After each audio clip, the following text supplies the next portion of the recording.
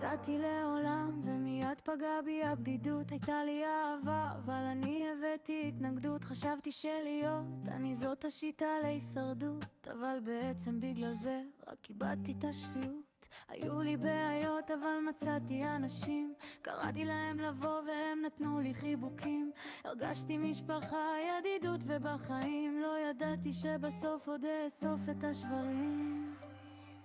משכבר לא נשאר לי כלום חוץ מכמה חברים, אפילו הם ברחו כי לא שיחקתי משחקים. נשארתי רק לבד, רק אני ואלוהים. עלק איזה אלוהים, עלק איזה אלוהים. נולדתי לעולם שלא מביןתי בשיט, כי למה לנסות אם אפשר לא להבליט? רציתי לאהוב אבל לא נתנו לי להחליט. רציתי חברים אבל לקחו לי את השרביט. היו לי בעיות אבל השתייכתי לקבוצה, הייתי בסביבה עם ידידים מעט פוצה.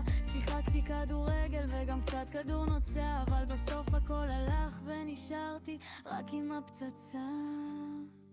אבל איזו פצצה. ללכת בעולם ומחפשת משמעות, מנסה למצוא את המקום שבו עשיתי את הטעות. עוד יש לי משפחה אבל הם לא במודעות, הם אפילו לא יודעים מה זאת כל האומללות. עכשיו כבר לא נשאר לי כלום חוץ מכמה חברים, אפילו הם ברחו כי לא שיחקתי משחקים. נשארתי כאן לבד, רק אני ואלוהים. עלק איזה אלוהים,